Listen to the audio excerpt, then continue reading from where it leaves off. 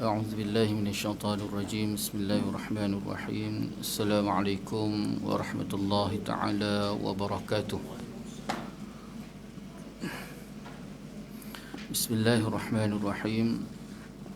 InsyaAllah kita mulakan majlis kita pada petang ini dengan umul kitab, dengan pahala Fatihah kita bacakan nanti kita hadiahkan kepada Rasulullah sallallahu alaihi wa alihi wasallam, ahli keluarganya, sahabat-sahabatnya, tabi'in, tabi'in, ulama mutaqaddimin, mutaakhirin, ulama zaman, khususnya kepada Syekh Abdul Samad Al-Falimbani yang telah mengarang kitab Hidayatus Salikin fi Suluki Maslakil Muttaqin.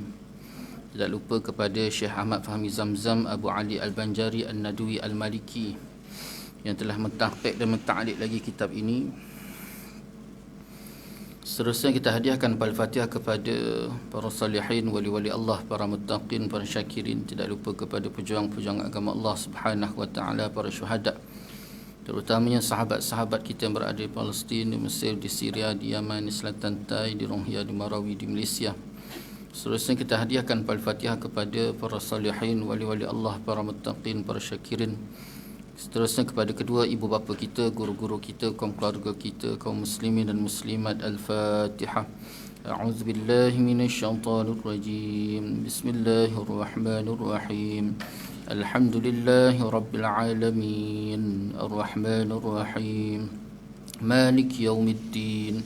إياك نعبد وإياك نستعين اهدنا الصراط المستقيم صراط الذين أنعمت عليهم غير المغضوب عليهم ولا الضالين آمين.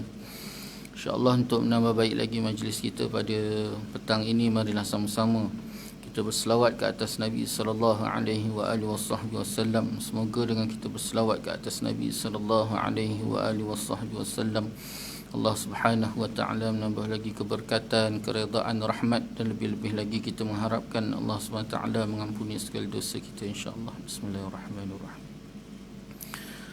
اللهم صل على سيدنا محمد النبي الأمي وعلى آله وصحبه وبارك وسلم. اللهم صل على سيدنا محمد النبي الأمي وعلى آله وصحبه وبارك وسلم. اللهم صل على سيدنا محمد النبي الأمي وعلى آله وصحبه وبارك وسلم. اللهم صل على سيدنا محمد النبي الأمي وعلى آله وصحبه وبارك وسلم. اللهم صل على سيدنا محمد النبي الأمي وعلى آله وصحبه وبارك وسلم. اللهم صل على سيدنا محمد النبي الأمي وعلى آله وصحبه وبارك وسلم.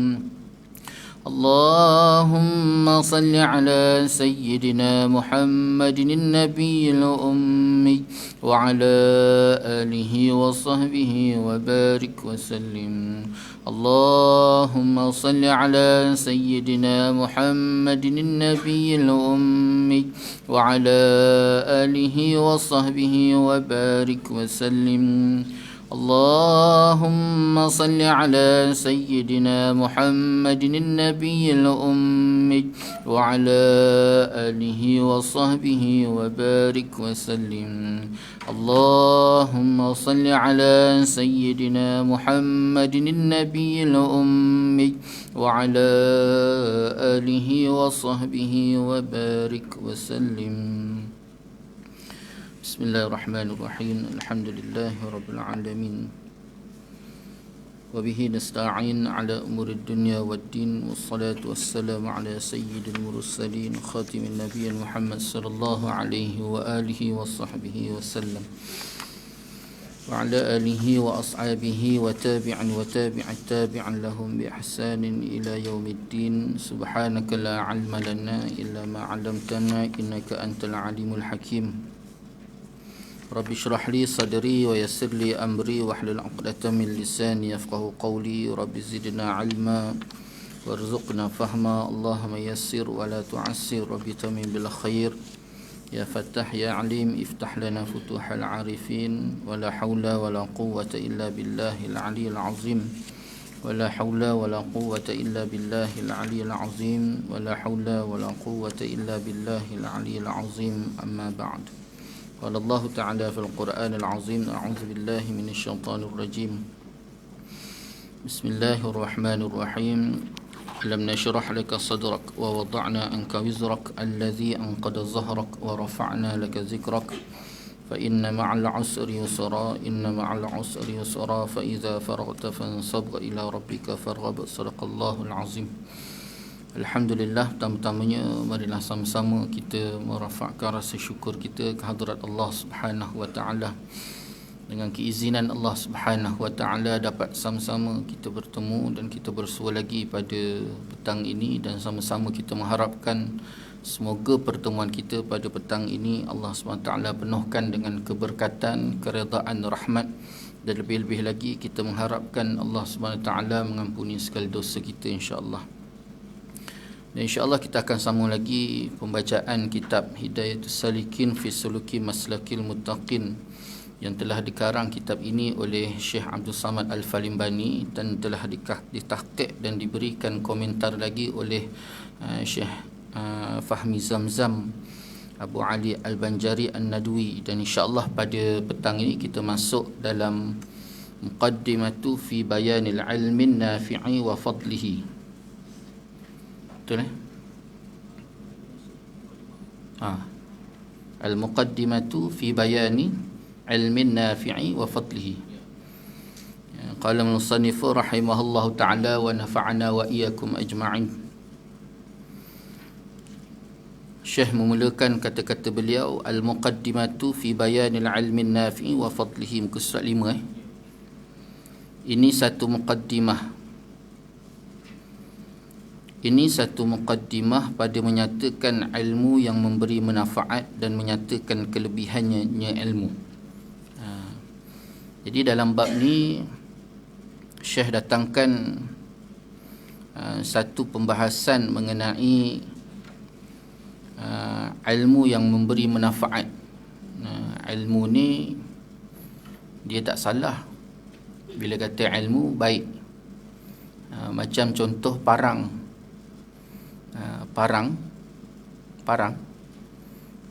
ni baik ataupun buruk ataupun manfaat mudaratnya parang tadi, dia balik-balik kepada orang yang menggunakan parang tadi. Begitu juga ilmu tak ada masalah. Yang jadi masalahnya ialah orang yang menerima ilmu tadi, sama ada dia pakai ilmu tadi dengan baik, maka ilmu tadi akan datang membawa manfaat. Jika dia tidak menggunakan ilmu tadi dengan baik ataupun tak ikut struktur ataupun ketetapan garis pandu ilmu tadi sebagaimana yang telah ditetapkan, maka ilmu tu dia akan datang sebagai ilmu yang mudarat. Macam tu juga kereta. Kita beli kereta, jadi kereta tadi mendatangkan manfaat ataupun mudarat bukan terletak pada kereta, terletak pada orang yang bawa kereta. Kalau orang bawa kereta tadi mengikut aturan yang telah ditetapkan, maka kereta tu dia akan mendatangkan manfaat. Tapi kalau orang tu dia bawa kereta tadi tak mengikut aturan, tak mengikut garis pandu, tak ikut ketetapan, maka kereta tadi dia akan datang membawa mudarat. Jadi itulah begitu keadaannya ilmu. Jadi di sini Syekh dia nak mendatangkan gambaran ataupun pembahasan bagaimana ilmu yang memberi manfaat serta menyatakan kelebihan-kelebihan daripada kita mendapati ilmu tersebut. Kata Imam Ghazali rahimahullahu ta'ala di dalam kitab Bidayatul Hidayah. Sebab kita Hidayatul Salikin fi Sulki Maslakil Muttaqin ini ialah pembahasan ataupun syarah kepada kitab Bidayatul Hidayah. matan dia daripada kitab Bidayatul Hidayah. Dan kitab Bidayatul Hidayah itu adalah ringkasan daripada kitab Ihya Ulumuddin. Kata Imam Ghazali rahimahullahu ta'ala di dalam kitab Bidayatul Hidayah, apa kata Imam Ghazali? Wal ilmun nafi'u ma yazidu fi khawfika minallahi ta'ala wa yazidu fi basiratika bi'uyubi nafsika wa yazidu fi ma'rifatika wa yazidu fi ma'rifatika bi'ibadati rabbika azza wa jalla wa yuqallilu min raghbatika fid dunya wa yazidu fi raghbatika fil akhirah wa yaftahu basirataka bi afati a'malika hatta tahtariza minha wa yutli'uka ala makaidi syaitani wa ghururihi. Artinya Ghazali kata dan ilmu yang memberi manfaat, dan ilmu yang memberi manfaat itu iaitu orang yang menambah takutmu akan Allah Ta'ala dan menambah pula di dalam penglihatan hatimu dengan kecelaan dirimu, dan menambah pula di dalam pengenalanmu akan ibadah kepada Tuhanmu yang maha mulia dan yang maha tinggi, dan mengurangkan akan gemarmu kepada dunia dan menambah gemarmu kepada akhirat, dan membukakan ianya ilmu akan mata hatimu dengan membinasakan akan ilmu akal amalmu hingga engkau memelihara diri daripadanya, dan membukakan ia akan mata hatimu dengan yang membinasakan akan amalmu hingga engkau memelihara diri daripadanya sesuatu yang membinasakan tadi, dan melihatkan akan dikau atas tipu daya syaitan dan perdayanya syaitan, atas tipu syaitan dan perdayanya syaitan. Itu dia. Ini pengenalan apa yang dikatakan ilmu yang manfaat. Kita nak tahu ilmu tadi, ilmu yang membawa manfaat ataupun tidak, maka ni pengenalan dia. Dekat mana tanda dia? Bila seseorang tadi mempelajari ilmu, maka pertama sekali setelah dia mempelajari ilmu tadi, perkara pertama yang dia akan dapat iaitu barang yang menambah takutmu akan Allah. Semakin dia belajar ilmu, dia menuntut ilmu, semakin timbul dan tumbuh dalam hatinya rasa takut kepada Allah Subhanahu wa ta'ala. Maka ilmu yang datang tadi adalah ilmu yang memberi manfaat.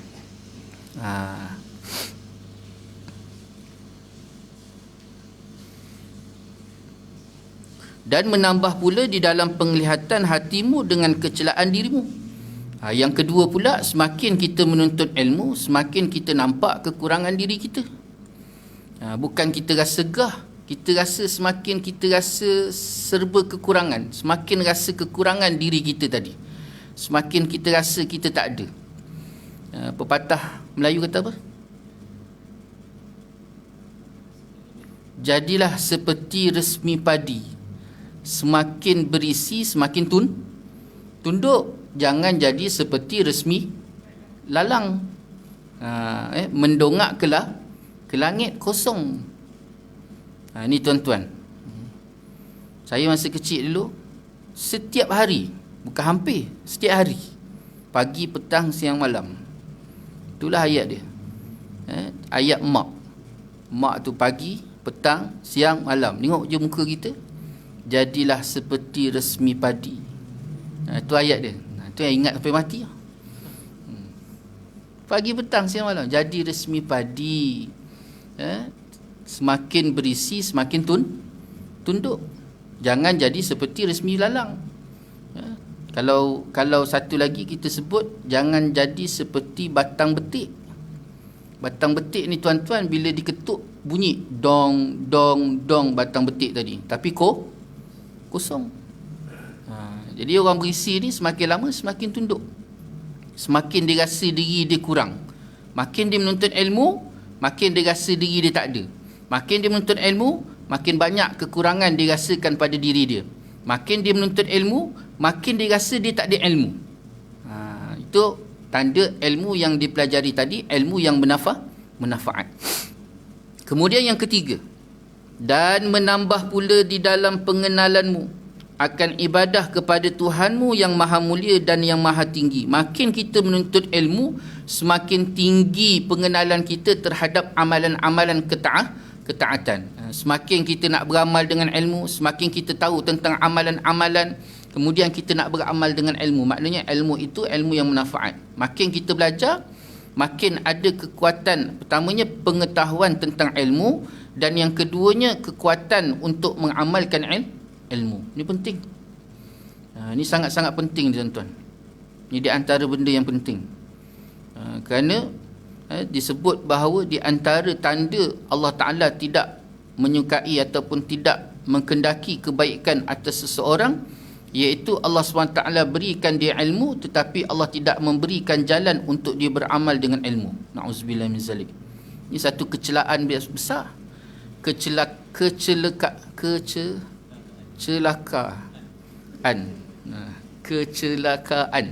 Celaka besar.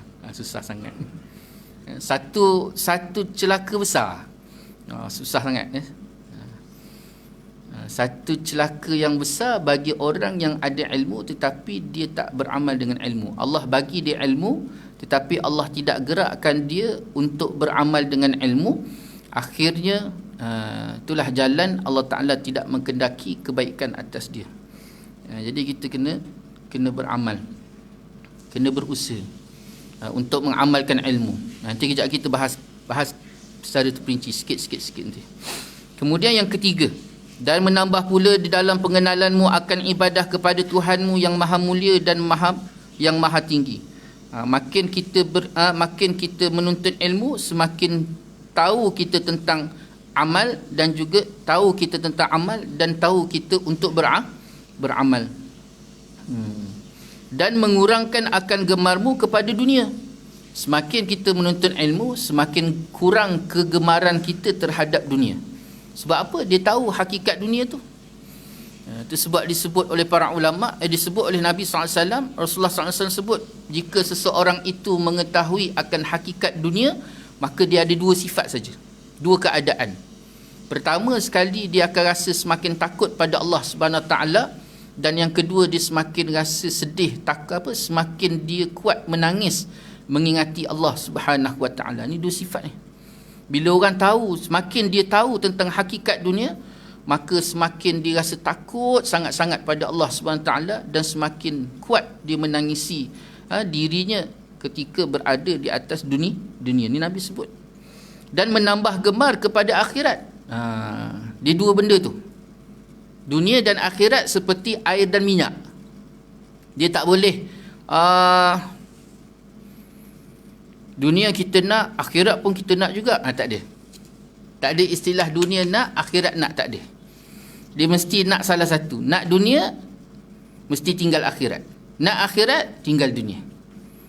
Yang Nabi sebut, Nabi SAW sebut, Rabbana atina fid dunya hasanah wa fil akhirati hasanah wa qina azaban nar. Wahai Tuhan kami, datangkan kepada kami kebaikan di dunia, dan datangkan kepada kami kebaikan di akhirat, dan peliharalah kami daripada azab neraka.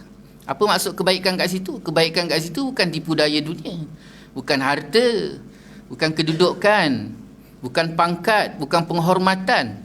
Tetapi yang dimaksudkan kebaikan di situ, sekalipun dia seorang yang tidak dipandang mulia, tidak ada harta, tetapi dia sangat disukai oleh Allah Subhanahu Wa Taala, itu baik dunia. Dia sakit, dia tak sihat, orang lain sihat, dia sakit, tapi sakit tu membuatkan hatinya dekat dengan Allah, itu jauh lebih baik. Itu yang dikatakan baik. Dia miskin, dia tak kaya, dia tak sehebat macam orang lain, dia tak ada abang H. Abang H Abang H Cipu orang perempuan. Abang H. Apa Abang H? Selimat? Tak tahu. Dia tak ada Abang H. Dia tak ada Honda. Oh, lambat.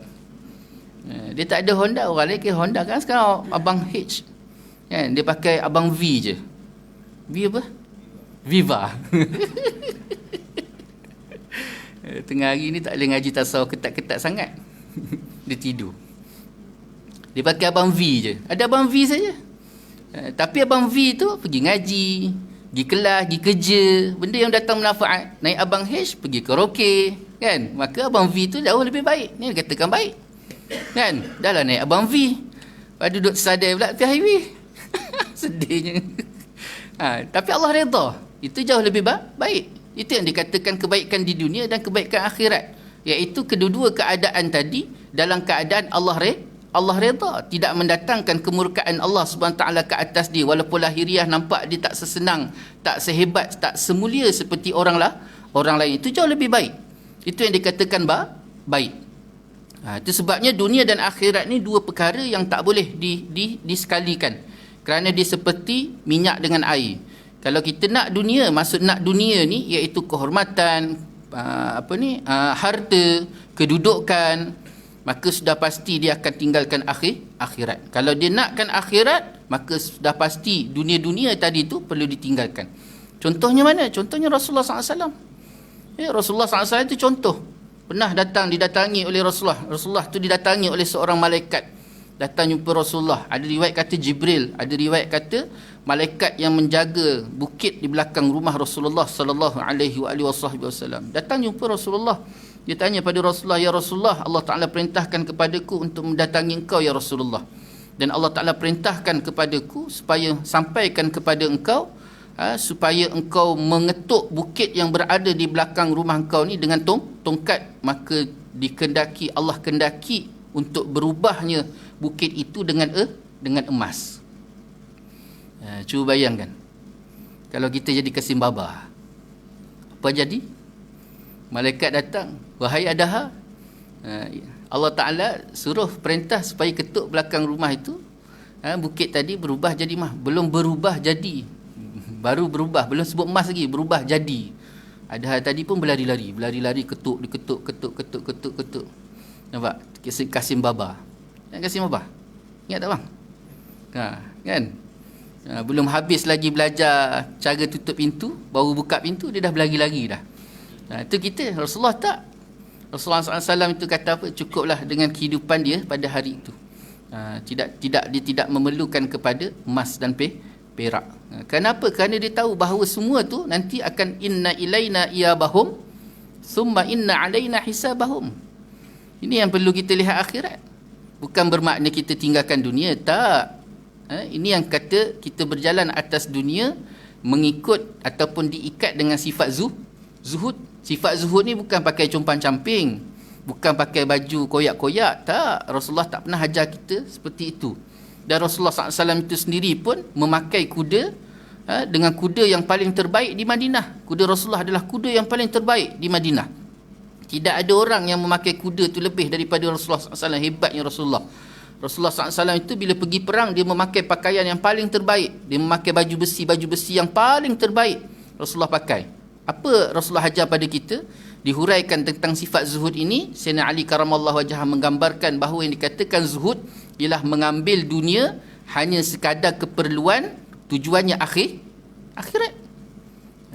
Jadi tak boleh ambil berlebih-lebihan. Ambil dunia tadi hanya sekadar keperluan, tidak berlebih-lebihan. Kalau kata kita ambil contoh makan, maka makan tu hanya sekadar keperluan.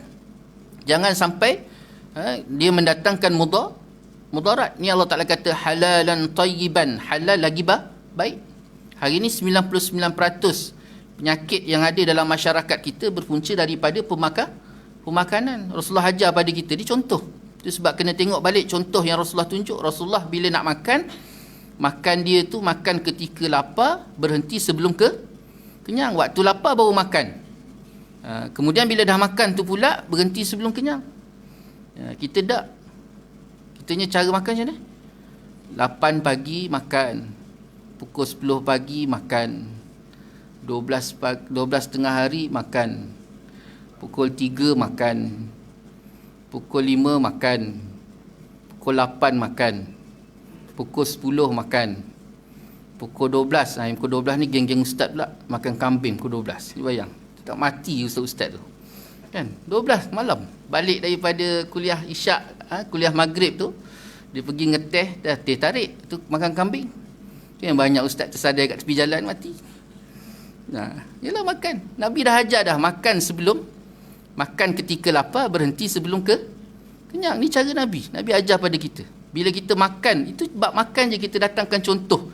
Dah Allah Ta'ala gambarkan betapa mudaratnya kita pada hari ini. Masyarakat Malaysia adalah di antara negara yang paling tinggi obesiti.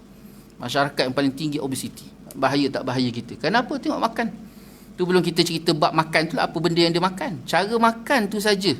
Makan. Lepas tu dia bising pula dalam kereta ada semut. Kan? Ada lipas lah, ada tikus. Dia makan. Duduk dalam tu, dengan makan je. Ni dia tu. Itu sebabnya Imam Sayyidina Ali karamallahu wajhah mengajarkan kepada kita supaya makan, supaya mengambil dunia hanya sekadar keperluan, mesti ada tujuan. Tujuannya apa? Bila kita ambil satu benda, tujuannya mesti tengok akhirat. Tujuannya akhirat. Apa sekalipun yang kita buat, mesti tujuannya akhirat. Bila letak tujuan akhirat, apa perkara pertama kita nampak, iaitu Allah redha. Mesti sesuatu benda yang kita buat tadi Allah redha. Yang keduanya pula, kenapa kita tengok akhirat? Yang keduanya kita tengok akhirat kerana apa yang kita buat dan kita lakukan tadi semuanya akan dihisab oleh Allah Subhanahu wa taala. Inna ilaina iyabahum summa inna alaina hisabahum. Sesungguhnya kepada kami mereka kembali dan kewajipan ke atas kami menghisab mereka itu. Siapa kami? Iaitu Allah. Kita ni semua akan balik pada Allah Subhanahu wa taala. Dan juga kita semua ni akan dihisab oleh Allah Subhanahu Wa Taala segala amalan kita. Faman ya'mal mithqala dzarratin khairan yarah wa man ya'mal mithqala dzarratin syarran yarah. Buat baik Allah balas balik, buat tak baik Allah Taala balas tak baik. Ni dia. Jadi semakin kurang keinginan kita, semakin kita belajar, semakin kita menuntut ilmu, semakin kurang gemar kita terhadap dunia. Maksud dunia ni ialah sesuatu benda yang tak ada kena-mengena dengan akhirat, dan semakin gemar kita kepada akhirat. Dan membukakan di antara ilmu, tanda ilmu yang bermanfaat, iaitu membukakan ia akan mata hatimu dengan yang membinasakan akan amalmu hingga engkau memelihara diri daripadanya. Dengan semakin kita menuntut ilmu, maka semakin membuka mata hati kita melihat sesuatu perkara yang boleh merosakkan amalan kita. Itu penting menuntut ilmu. Baru kita nampak bahawa ilmu itu adalah ilmu yang bermanfaat. Bila makin kita belajar, semakin kita menuntut ilmu, maka semakin terbuka mata hati kita untuk melihat, oh benda ni tak baik, oh benda ni baik, oh benda ni yang selalu merosakkan hubungan aku dengan Allah, oh benda ni yang selalu merosakkan kedudukan aku ataupun hubungan aku dengan Rasulullah SAW. Oh benda ni yang membuatkan semakin aku gemar terhadap dunia. Oh benda ni yang membuatkan semakin aku jauh daripada akhirat. Dia buka mata hati kita. Itu maknanya ilmu yang, tandanya ilmu yang bermanfaat. Kemudian dan melihatkan ia akan dikau atas tipu daya syaitan, tipu syaitan dan perdayanya syaitan. Di situlah ilmu tadi akan membuka mata hati seseorang untuk melihat bahawa ini ataupun sesuatu perkara tadi tak lebih hanya sekadar tipu daya syaitan. Syaitan ni dia akan datang bisik. Syaitan ni dia akan kerja, dia datang bisik. Datang bisik dekat situ hati kita yang ada ilmu yang bermanfaat tadi, maka ketika itu kita tahu bahawa ini tak lebih hanya tipu daya syaitan yang datang bisik. Syaitan ni dia tak ada public holiday. Kerja dia bekerja terus. Dia tak berhenti-henti. Sebab tujuan dia adalah untuk memastikan kita anak cucu Adam ni bersama-sama dengan dia di dalam neraka Allah Subhanahu Wa Taala. Itu kerja dia. Itu sebabnya Allah Ta'ala sebut dalam Al-Quran, Qul a'udzu bi rabbin nas, malikin nas, ilahin nas, min syarril waswasil khannas, allazi yuwaswisu fi sudurin nas, minal jinnati wan nas. Allah gambarkan tentang sifat syaitan, kerja syaitan tadi. Kerjanya waswas, memberikan tipu daya. Waswas, keraguan. Dia tak ada kata, ini syaitan dia tak guna cara macam tu. Pergi kelab malam. Pergi karaoke. Pergi dangdut. Tak. Dia tak buat macam tu. Pertama sekali, dia akan tengok karakter orang tu. Kalau katalah orang tu ahli surau, dia akan rosakkan dengan cara orang surau. Contohnya apa? Contohnya nak jadi cerita, AJK surau ni, dia pergi, ahli surau ni, dia pergi surau. nak jadi cerita, 2 minggu sebelum tu dia tak pergi surau sebab dia demam. Jadi bila dah 2 minggu dia tak pergi surau sebab demam tadi, dia pun datang surau. Sampai dekat pintu surau, kan sampai awal, lebih kurang dalam pukul 6.50 sebelum azan. Jadi kan waktu tu kan depan pintu surau tu kan banyak jemaah, kawan-kawan ngeteh-ngeteh semua tu kan, ngambing-ngambing semua tu. Jadi tengah duduk dekat depan surau tu. Jadi waktu dia nak masuk dalam surau tadi, kawan-kawan tu kan nanti ada yang mulut apa? Mulut longkang tu kan. Yang mulut longkang tu dia kata apa? Haji, lama tak nampak. Ingatkan dah tak jumpa pintu surau. Biasa dengan ayat tu. Orang muda tak biasa, ni orang lama-lama biasa. Kan? Haji, lama tak nampak. Pergi mana? Ingatkan dah tak jumpa lagi pintu surau. Haji tadi apa jadi? Terasa tak hati dia? Kita ni tak sihat, dia tak tanya khabar kita, dia sibuk kata kita ni tak jumpa pintu surau. Akhirnya Haji tadi pun bawa hati. Bila dia bawa hati, jadi kat situ kerja syaitan. Esoknya Haji tadi pergi surau tak? Esok dia pergi surau tak? Waktu dia nak pergi surau, waktu itulah syaitan. Kau buat apa pergi surau? Kalau kau pergi surau pun buat menyakitkan hati. Sembahyang pula dalam keadaan hati tak ikhlas. Sedangkan Allah sendiri perintah pada kita supaya solat dalam keadaan ikhlas. Habis kalau pergi pun tak ikhlas, dalam keadaan hati sakit, baik tak payah pergi. Tak ada pahala pun. Nampak Ini tipu daya syaitan. Ini kerja dia. Dia takkan kata tidak. Dia takkan suruh, dia takkan kata tidak. Dua perkara tu kena ingat. Dia takkan suruh, dia takkanlah dia nak suruh, syaitan nak suruh Haji tu pergi karaoke. Haji tu tak pergi karaoke dah, tapi dia rosakkan sampai ke Haji tu tak pergi suruh. Ini kerja syaitan. Tu gambaran. Tu sebabnya dengan ilmu yang bermanfaat tadi kita tahu bahawa ini adalah bisikan syaitan. Kita tahu ini adalah tipu daya syaitan. Itu sebabnya bagi Haji tadi pula Allah sedang uji dia. Kalau kita tengok hakikat pula, Allah sedang uji dia. Pertama sekali Allah tarbiyah dia, Allah Ta'ala didik dia, Allah Ta'ala gambarkan dia bagaimana keikhlasan yang sebenar. Kalau 20 tahun, 30 tahun dia berulang alik selama ni atas dasar memang mencari redha Allah, sekalipun apa yang diperkatakan oleh orang sekeliling tentang keberadaan di dalam surau tadi, maka tidak akan mengganggu gugat. Kenapa? Kerana dia datang surau kerana Allah. Dia datang surau kerana Allah. Itu Allah Ta'ala kata ikhlas. Wa ma umiru illa liya'budullaha mukhlishina lahuddin. Penting. Tapi kalau dia buat tu datang surau tadi memang sebab kawan-kawan ngeteh dia, kena pula mulut longkang tadi pula salah seorang kawan dia, alamat selamat tinggal lah. Tu yang akhirnya dia tak datang surau. Itu sebabnya kita diperintah oleh Allah SWT supaya ikhlas. Tak kira lah sama ada dalam masyarakat luar sampai ke masyarakat yang berada dalam rumah kita. Pasangan kita, suami kita, isteri kita, anak kita, apa yang kita lakukan? Cuba bayangkan seorang suami yang pergi mencari rezeki daripada pagi sampai ke petang. Tiba-tiba balik rumah. Begitu juga sang isteri. Balik-balik rumah, tiba-tiba rumah berkecah. Rumah berkecah dah satu. Lepas tu pula, si suami tu duduk main game. Ni kan zaman-zaman suami main game. Isteri pun tak kurang juga main game kan. Jadi bila kita bising pula, si pasangan tadi bising, abang tu main game, isteri pula, si suami pun bising, awak ni main game je, balik masak lah. Jadi ketika tu apa perasaan tadi? Dia bising. Sedangkan kita tu penat bekerja, mencari rezeki, tiba-tiba balik tengok dalam keadaan rumah tadi, dan si pasangan tadi tak lebih main game saja. Kan kecewa. Nasi tak ada nasi sejuk. Macam mana nasi pagi tadi kita keluar, begitulah kita balik sejuknya. Duduk senyum je nasi tu. Campur pula kawan sikit, sesang semut. Dia tengok, kita angkat tudung saji tu, dia tengok tengok. Senyum dia. Kan sedih, kecewa. Sehari suntuk, kena pula ni musim hujan, balik basah kuyup, naik motor, lepas tu pancit pula tengah jalan. Jadi dekat situlah hakikat sebenar. Allah Ta'ala nak tengok sejauh mana Allah nak didik kita, nak tarbiyah kita, nak mengajar kita tentang konsep ikhlas yang sebenar. Kalau betul-betul kita pergi bekerja dan cari nafkah tadi betul-betul ikhlas kerana Allah, apa sekalipun yang berada di dalam rumah tadi, maka dia tak memberi impak. Kerana apa? Kita keluar tadi kerana Allah. Tapi kalau kita keluar tu kerana pasangan kita, maka ketika itu kita kecewa. Tak, akhirnya kita jadi rasa malas lah nak pergi cari rezeki. Sebab orang kat rumah pun dalam keadaan malas. Tak sampai kepada apa yang kita harapkan. Itu sebabnya penting keikhlasan dalam pelaksanaan sesuatu pelaksanaan tadi hanya semata-mata kerana Allah Subhanahu wa ta'ala. Dan kata Imam Ghazali lagi. Dan kata Imam Ghazali rahimahullahu ta'ala lagi, wa hadzal fannu minal ilmin nafi'. Artinya dan fan ini, fan apa maksud fan? Fan maknanya pelajaran. Fan dengan makna pelajaran. Dan pelajaran ini termasuk daripada ilmu yang memberi manfaat. Apa yang dimaksudkan fun ini, pelajaran ini ni tuan-tuan yang kita baca ni.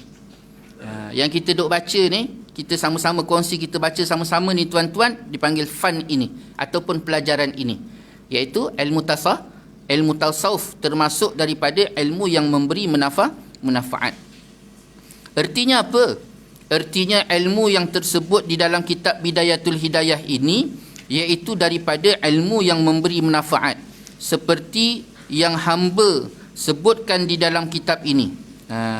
Jadi apa yang dipelajari dalam kitab ini adalah ilmu yang memberi manfaat. Dekat situ garis pandu, kita belajar nanti tentang ikhlas, kita belajar tentang zuhud, kita belajar tentang perkara-perkara yang bersangkut paut lahiriah dan juga batiniah. Batiniah ni hati, roh. Kita akan belajar nanti insya-Allah. Dan demikian lagi ilmu yang memberi manfaat itu tersebut di dalam kitab Minhajul Abidin. Kitab Minhajul Abidin bagi Imam Ghazali rahimahullahu taala, dan demikian lagi yang disebutkan di dalam kitab Ihya Ulumuddin, dan demikian lagi yang disebut di dalam kitab Al-Arba'ina fi Usuluddin, dan demikian lagi disebutkan di dalam kitab Mukhtasar Ihya, dan demikian lagi sekalian ilmu tasawuf itu iaitu ilmu yang memberi manfaat di dalam dunia dan di dalam akhirat. Dalam erti kata, seluruh ilmu tasawuf itu adalah di antara ilmu yang dapat memberi manfaat. Dilihat pada ilmu tersebut, benar ilmu tersebut memberi manfaat. Ilmu tu tak ada masalah, tu yang kita bincang pada awal-awal tadi. Ilmu tu tak ada masalah, sama macam kereta tu tak ada masalah. Yang menjadi masalah ni kita ni, diri kita ni. Sejauh mana kita gunakan ilmu tadi, sejauh mana kita gunakan kereta tadi. Kalau kita guna dengan cara baik, maka kereta tadi akan mendatangkan manfaat. Jika kita tak guna dengan cara baik, tak ikut aturan yang betul, maka kereta tadi dia akan mendatangkan mudarat. Begitu juga ilmu yang kita belajar. Sekalipun kita ihya, ilmu tu tak ada masalah, memang dia baik pun. Tak ada ilmu yang tak baik. Sekalipun ilmu buat kuih, ilmu buat kek, bagus tak? Bagus, tak ada masalah. Tapi masalahnya dia tak ikut sukatan dan akhirnya dia letak racun, mati orang makan. Kan? Ini masalah dia. Jadi apa yang disebut oleh Syekh kat sini, memang semua ilmu yang bersangkut paut dengan ilmu tasawuf tadi adalah ilmu yang baik, bahkan memberikan manfaat di dunia dan juga memberi manfaat dekat akhirat. Dan daripada kerana inilah, kata Syekh Abdul Wahab Asy-Sya'rani rahimahullahu taala di dalam kitab Al-Waqit wal Jawahir, ia nakal daripada Imam Ghazali rahimahullahu taala di dalam Ihya Ulumuddin, dan ia nakal daripada setengah arifin. Siapa arifin? Arif ni orang yang kenal Allah.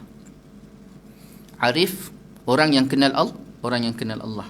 Apa kata mereka? Malam yakun lahu nasibun min ilmil qaul yukhafu alaihi su'ul khatimah. Man lam yakun lahu nasibun min ilmil qaul yukhafu alaihi su'ul khatimah. Artinya barang siapa tiada baginya daripada ilmu qaum, yakni ilmu tasawuf, nescaya ditakuti atasnya su'ul khatimah, yakni mati di dalam maksiat. Siapa yang tak mempelajari ilmu tasawuf, siapa yang tidak mempelajari ilmu tasawuf, ditakuti takut dia mati dalam keadaan kesudahan yang buruk. Su'ul khatimah ni kesudahan yang buruk, sangat-sangat ditakuti. Kenapa jadi macam tu? Tu soalan dia. Kenapa kalau ngaji tasawuf ni ditakuti takut kesudahan seseorang tersebut membuatkan dalam keadaan kesudahan yang buruk, ataupun dalam bahasa kita tu matinya tu mati, ataupun ajalnya tu sakarat ataupun kesudahan kehidupannya kesudahan yang tidak baik. Kenapa jadi macam tu? Kerana dalam ilmu tasawuf ini membicarakan tentang masalah hati. Dia membicarakan tentang ikhlas. Dia bicarakan tentang tentang riak, tentang takabur, sifat-sifat mahmudah, sifat-sifat mazmumah, semua dibicarakan. Maka ketika itu, dengan kita mempelajari perkara-perkara tadi, membuatkan setiap amalan zahir dan amalan batin kita itu dalam keadaan kita berjalan mengikut aturan yang betul. Macam kita sebut tadi, Al-Lafaz sebut di antara perkara yang Allah Ta'ala rosakkan seseorang, Allah tak nak kebaikan atas dia. Allah tak nak kebaikan atas dia, maka Allah datangkan tiga perkara. Apa tiga perkara tersebut? Pertama, Allah datangkan ilmu tetapi Allah tidak gerakkan dia untuk beramal dengan ilmu. Kemudian yang kedua, Allah jadikan dia berkawan dengan orang soleh tetapi dia sendiri tak jadi soleh. Yang ketiga, dia melakukan ketaatan, solat, puasa, zakat, haji, ibadah, semua dia buat, yang sunat, yang wajib, bangun malam, baca Quran, zikir, wirid, semua dia buat, tetapi dalam keadaan Allah tak letakkan rasa ikhlas dalam diri dia ketika dia melakukan amalan tadi. Kenapa jadi sedemikian? Syekh Abu La'ab Samarqandi, dia ikatkan semua sekali. Allah Ta'ala ni dia tak zalim. Dia tak zalim. Apa yang dia buat pada atas seseorang hamba dia tu pasti bersebab. Dia datangkan sebab. Dan sebab kenapa Allah Ta'ala datangkan tiga perkara dan Allah Ta'ala tak nak kebaikan atas seseorang tersebut, kerana perkara yang paling besar kali seseorang tadi dalam menuntut ilmu, dia tak ikhlas pada Allah. Dia menuntut ilmu dalam keadaan tidak ikhlas. Kan hari ni ramai tak orang menuntut ilmu? Ramai orang menuntut ilmu, ramai orang belajar. Cuba bayangkan kelas online tu. Pagi pukul 6.30 dah start. Lepas tu pukul 8 kelas lagi. Pukul 10 kelas lagi. Pukul 12 kelas lagi. Pukul 2 kelas lagi. Pukul 4 kelas lagi. Pukul 6 petang kelas lagi. Pukul 8 kelas lagi. Pukul 10 kelas lagi. Yang terakhir saya pernah jumpa kelas pukul 11. Baru start. Tu kalau tak alim lagi tak tahu. Berhati-hati. Bagus tak menuntut ilmu? Bagus. Tapi kena sangat-sangat beringat. Dalam menuntut ilmu, ada perkara yang perlu kita ingatkan, iaitu beramal dengan ilmu. Di antara senjata syaitan merosakkan seseorang yang berstatus, berkarakter dia sebagai seorang menuntut ilmu, iaitu dia suka menuntut ilmu, tetapi dia tak ada keinginan, galakkan untuk dia beramal dengan ilmu. Cukup dengan tu je. Kenapa jadi sedemikian? Kerana punca menuntut ilmu tadi tidak ikhlas. Kenapa jadi tak ikhlas pula? Kenapa tak ikhlas? Cuba yang hari ni benda mudah je. Kalau tuan-tuan buka Facebook. Ada Facebook? Tak ada kan? Saya je ada Facebook. Kalau buka Facebook, saya cakap tu terang, bila saya buka Facebook, saya tengok Facebook tu tuan-tuan, kalau tengok kata-kata tazkirah dalam Facebook tu tuan-tuan, saya rasa saya macam duduk alam wali. Ni saya cakap tu terang. Kalau saya buka Facebook tu, tengok perkongsian-perkongsian kata-kata dalam Facebook tu, macam saya duduk dalam alam wali. Semua orang boleh terbang.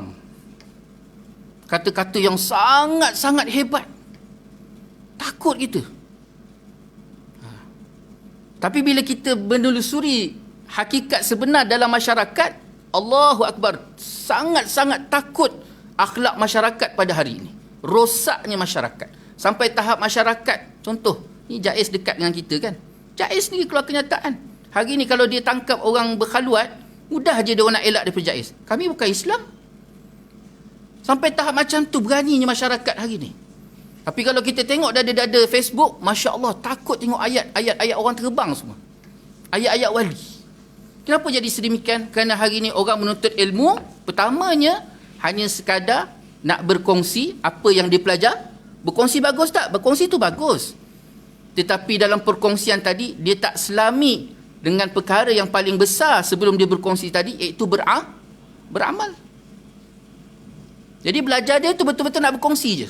Apa yang dia belajar dia nak kongsi. Dia create, kongsi. Create, kongsi. Like 1,000. Like 9,000. Like 10,000.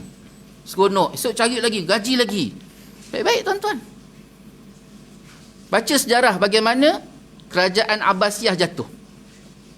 Salah satu sebab kerajaan Abbasiyah jatuh bila tika mana ulama' yang terlalu sibuk dengan ilmu tanpa mengambil tahu tentang amalan dan juga mengambil tahu tentang perjalanan pentadbiran negara. Jadi syaitan ni dia merosakkan masyarakat ni dengan keadaan apa karakter seseorang tu. Bagi orang yang seronok dalam untuk ilmu, terus belajar. Dia tabur rasa manis belajar sampai dia tak terfikir nak beramal. Jadi bahaya. Sangat-sangat bahaya. Itu sebabnya kena belajar. Kita kena belajar ilmu tasawuf ni untuk apa? Dengan kita mempelajari ilmu tasawuf tadi, kita nampak ada masalah ikhlas, kita tahu tentang ikhlas, kita tahu tentang riak yang lawan dengan ikhlas, kita tahu apa yang perlu kita lakukan dan kita laksanakan dalam membawa ilmu supaya ilmu tadi benar-benar membawa manfaat bagi diri kita.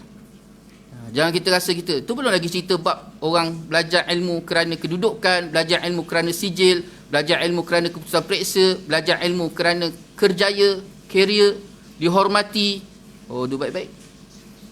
Dulu orang tak nak belajar agama. Betul tak tuan? Tahun 60-an, 70-an. Dulu orang tak nak. Jangan kata nak ngaji agama. Orang masyarakat awam nak ambil menantu pun tak nak. Ustaz-ustaz ni. Sebab ustaz-ustaz dulu basikal geret, tahu ke? Gaji RM30. Jadi sampaikan Tok Guru Pondok pun, bukan semualah tapi ada, tak mengantar anak pergi ngaji pondok, pergi ngajar bahasa sekolah Inggeris. Kerana risau masa depan anak takut tak makan. Lepas tu orang pula, masyarakat pula masa tu kan zaman ibu mertuaku, penarik beca. Tu gambaran masyarakat ketika tu, materialistik yang terlalu kuat. Jadi nak ambil menantu ustaz pun orang tak nak. Tapi hari ni semua orang berbondong-bondong nak jadi ustaz. Sampai ada ustaz mi segera, kan, mi Maggi, cepat dimasak, sedap dimakan, cepat mati. Kenapa hari ni ustaz datang naik vampire? Hari ni ustaz datang naik vampire. Dia orang berbondong-bondong jadi ustaz. Orang tak nak jadi ustaz. Jadi hari ni orang belajar kenapa? Bukan semua orang, tapi kebanyakan. Jadi akhirnya semua orang berbondong-bondong nak jadi ustaz. Sedangkan tanggungjawab kita sebagai khalifah atas muka bumi memang kerjanya menyampaikan. Baik sama ada orang tu ustaz ke tak ustaz ke, memang semua tuan-tuan kita ni semua bila kata manusia saja duduk atas muka bumi Allah SWT, maka salah satu kewajipan kita ialah menyampaikan. Cuma mengikut kedudukan masing-masing. Dan setidak-tidaknya Allah Ta'ala sebut apa? Illal ladzina amanu wa amilus solihat wa tawasaw bil haqq wa tawasaw bis sabr. Ingat mengingatkan, tegur menegur. Ni yang perlu. Dalam rumah tangga, suami tegur isteri, isteri tegur suami, mak ayah tegur anak, tegur jiran, tegur kawan, tegur sahabat, tegur nasihat, mengingatkan, semua tu perlu berlaku. Dan itu tanggungjawab kita. Dan apa yang kita belajar ni pun, sebesar mana kitab sekalipun mengaji Ihya, yang pokok kitab besar tu pun, perkara paling besar sekali adalah untuk beramal dengan ilmu. Dan yang kedua, menyampaikan tu pun tak semesti untuk jadi ustaz ataupun jadi ulama, tapi setidak-tidaknya untuk mengingatkan orang yang paling hampir berada di sekeliling kita. Yang kita belajar tengah hari ni, duk ngaji kitab ni. Balik ni pertama sekali kita nak amal, nak bersihkan hati kita, nak dekatkan hati kita, rasa takut yang kita bincang tadi tu. Tu yang kita nak semaikan dalam diri kita sebenar. Kemudian kita nak ikat pasangan kita, nak ingatkan anak-anak kita, itu je. Bukannya nak pakai vampire ke, Alphard ke, Abang H ke, kan? Ini yang Syekh kata, man lam yakun lahu nasibun min ilmi qaum yukhafu alaihi su'ul khatimah. Barang siapa yang tiada baginya daripada ilmu kaum, yakni ilmu tasawuf, dia tak belajar ilmu tasawuf, nescaya ditakuti atasnya su'ul khatimah, yakni mati dalam keadaan maksiat. Kenapa? Kerana ilmu tasawuf ni adalah ilmu pagar yang menjaga hati dia dan memandu hatinya supaya akidah dia dan juga fiqh dia, ibadah yang dilaksanakan tadi mengikut struktur yang betul-betul dikehendaki oleh Allah SWT. Hati yang betul-betul rajak, dia bukan rasa dirinya hebat, bukan rasa dia yang solat, tetapi dia yakin bahawa Allah yang gerakkan dia solat. Bukan dia rasa dia sempurna, tetapi kesempurnaan itu hanya pada Allah Subhanahu wa ta'ala. Wallahu ta'ala alam. Kita berhenti kat situ. Dan kata Syekh Abu Hasan Al-Shazali, man lam yataqal fi hadhihi al-ulum, yakni ulum as-sufiyyati, mata musiran 'ala al-kaba'ir wa huwa la ya'lam. Wallahu ta'ala a'lam. Jadi itulah tuan-tuan, kesimpulannya, ilmu yang manfaat ini bukan ilmu yang semata-mata ilmu, tetapi ilmu yang membuatkan seseorang itu takutkan Allah, ilmu yang semakin dengar tahu kekurangan dirinya, dia tahu tentang makrifah kehidupan dia yang sebenar, dan dia tahu kegemaran hati dia terhadap dunia ataupun akhirat. Itulah ilmu yang manfaat, ilmu yang memberi manfaat, dan akhirnya dia bawa diri dia untuk kembali kepada Allah Subhanahu Wa Taala sebagaimana yang diingini oleh Allah Subhanahu Wa Taala. Wallahu taala alam. Jadi itulah sikit sebanyak dapat kita kongsi bersama pada petang ini. Banyak-banyak kita berdoa pada Allah Subhanahu Wa Taala supaya Allah Taala berikan kita kefahaman yang baik, diberikan kita kekuatan dan juga jalan untuk senantiasa duduk dalam ketaatan dan pengabdian pada Allah Subhanahu Wa Taala. Diberikan taufik hidayah, inayah, kebaikan kepada kita, pasangan kita, anak keturunan kita, keluarga kita. kerabat kita, jiran kita seluruhnya dalam keadaan kebaikan Allah SWT. Semoga kita baik di dunia, baik di akhirat, dan dilindungi daripada segala fitnah ataupun sesuatu perkara yang boleh mendatangkan kemurkaan Allah SWT. Na'udzubillah min zalik. Yang baik itu daripada Allah, yang tidak baik itu kelemahan saya sendiri.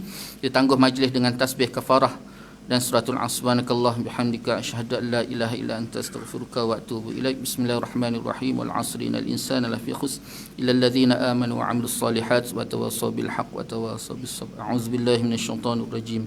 Bismillahirrahmanirrahim. Alhamdulillahi rabbil alamin. Wassallallahu ala sayyidina Muhammad wa ala alihi washabbihi wa baraka wasallam. Allahumma rabbana zalamna anfusana wa illam taghfir lana wa tarhamna lanakunanna minal khasirin.